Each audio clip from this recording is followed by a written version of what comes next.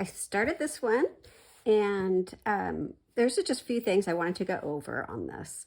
So the basket is going to be these, I'm not sure how to say this, these long lines are just going to be one long stitch, and they're going to be woven under these little running stitches. So the first thing that you want to do are the running stitches. And as you can see here at the top, I've drawn them. You don't really need to. You're just going to put them everywhere that there is a intersection between the two angled lines. So you're just going to make super simple little running stitches at each intersection like that. And then as soon as those are all stitched on, you go back and we're going to thread the needle underneath those stitches to anchor these long stitches in place. Now, if you lay down a piece of thread and you take another piece of thread and you anchor it in place, it's called couching. This is kind of the opposite because we're putting down our anchor points first and then threading our thread under those. So I'm not sure what that's called. I'll have to do a little research and get back to you on that. So I'll finish those up. This design also has several French knots. There's some in the butterfly wings and in each of the flowers.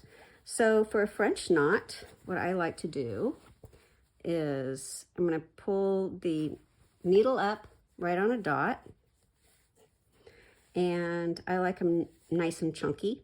So I'm going to wrap it 3 times, and I'm using 2 strands of floss here. This is just the DMC, and I'll show you the other way I stitched this up too, which used colored pencils. So what you're going to do, as I said, you're going to pull your needle up on the line. We're going to wrap it 3 times around the needle.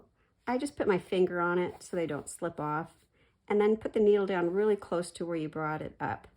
Now slide those wraps down to the thread, to the fabric, but you don't want to pull too tight or you're not going to be able to pull your needle through.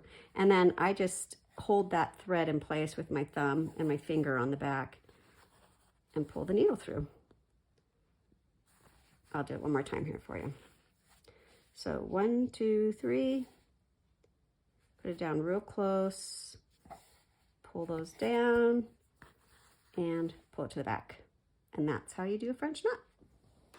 These little spokes are just made with a stem stitch. So I've done that all the way down the center. And then the little ends, since they're so small, is just a straight stitch. You don't have to stem stitch those, just a single stitch like that. Now, the outside of these is a stem stitch. And because it's a curve, when you do your stem stitch, you're going to carry your thread on the outside of the curve. So when I do a stem stitch, I start about 1/8 of an inch, come back halfway in between, and carry my thread on that outside. And now I take about 1/8 of an inch and come up in that same hole. So 1/8 of an inch and come up in that same hole. And you just keep repeating that. And if you use tiny stitches, you'll get the best effect when you're stitching around a curve, because if you use big stitches, what you'll find is your threads will kind of fall in. They won't stay in place very well. Now, another thing you can do for a small circle, even though these are stem stitch, you could do a back stitch there if you want. Those stay in place, which is nice. All the other solid lines on here are stem stitch, so the leaves, real easy stem stitch. I will point out that the vase, it should be done first, and then the stems go over the vase. I have a thing about that, even though you wouldn't be able to tell really, but you can kind of see there maybe that the stem is on the over the vase. Not that it's like reality or anything, but okay, I'm going to continue on, and then I'll finish these up and I'll show you how to do that. This butterfly, the antennae are back stitched. You can do a stem stitch if you want. I just kind of like how it looks a little bit lighter than a stem stitch, and I wanted them to be kind of feathery. So you just start by taking basically kind of a running stitch. You're going ahead and going back, and you go into that same hole that you previously were in. So ahead and back. So I'll show you again over here. So you start right at the base, and then you take about 1/8 of an inch and another 1/8 of an inch. Go back in that same hole, go past your thread about 1/8 of an inch, and you just keep repeating that. And that is a back stitch. And mine are a little wobbly, but I think for antenna it kind of works well. So the butterfly's body, on the other way that I did this, I filled it in with a satin stitch, which you can do that. I think on this one, I might try something else. But for right now, I'm going to think about it while I get this thread ready to do these. I have all of my horizontal stitches ready. I wanted to show you too, when you're separating your strands, if you're using a 6-strand floss, I just tap it and then they all come apart. And even though I'm going to use 2 strands, you always want to pull 1 strand out at a time. And that really helps when you're stitching, that your thread doesn't get as twisted. Just a little tip, a little hint. Okay, so now we're going to do these. So I'm going to start down here. And if it's easier, you can put the eye of the needle under the horizontal stitch so that you don't accidentally pick up any fabric, but that's up to you.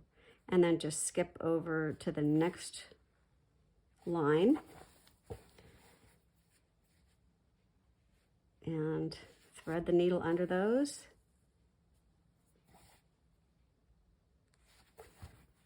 And that is how easy that is, but it really adds a nice texture. And then once I get them all done this direction, I'll go back and do the other direction. Looks like you do a lot of stitching, but it's actually super, super easy. Okay, and that's how you do that. So I finished it, and this is what it looks like using the DMC, the single color.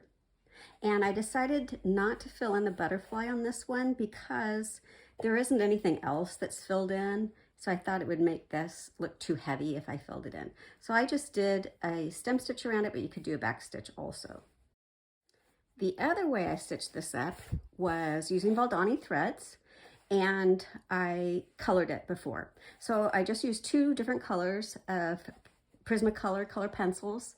And the thing you want to remember is to fix them before you start stitching. So you're going to color with the color pencils first. You're going to use a fixative. I have that on several of the other videos where I've shown how to do that. You just paint it on very thin.